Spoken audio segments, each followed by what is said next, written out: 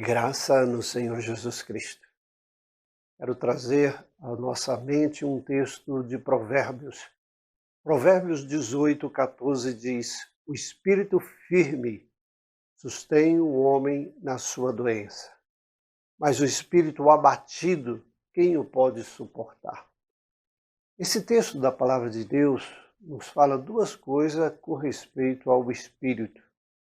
E aqui não é com respeito ao Espírito Santo, ele está falando com respeito ao nosso espírito, aquilo que está por trás do nosso coração, está por trás das nossas emoções, aquilo que Deus trouxe, quando a Bíblia diz que Deus soprou sobre as narinas do homem e ele passou a ser alma vivente. Às vezes a palavra alma está como sinônimo de espírito.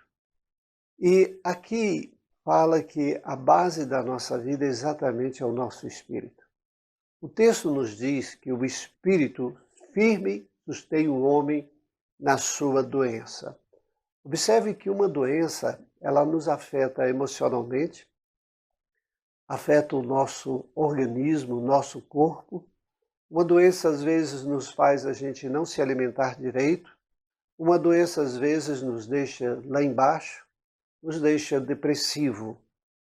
E quando a doença vem, ela pode exatamente nos comandar, pode nos dirigir e pode até agravar muito mais quando o nosso espírito não está firme.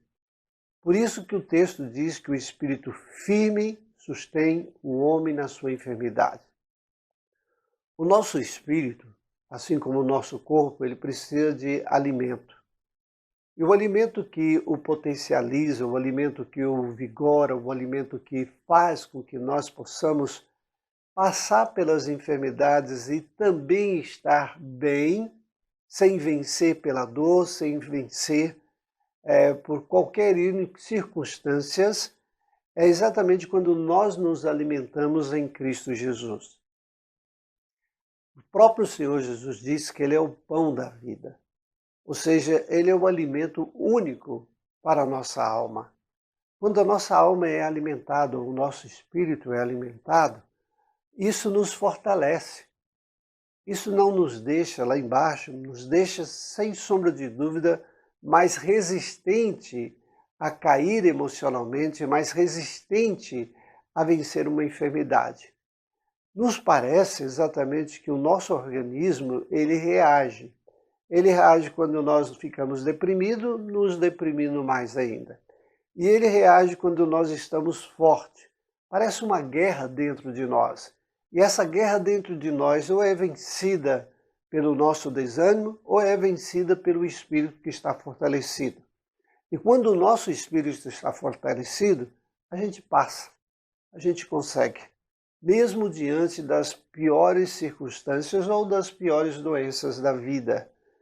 Portanto, é necessário, sem sombra de dúvida, que o nosso espírito seja firme.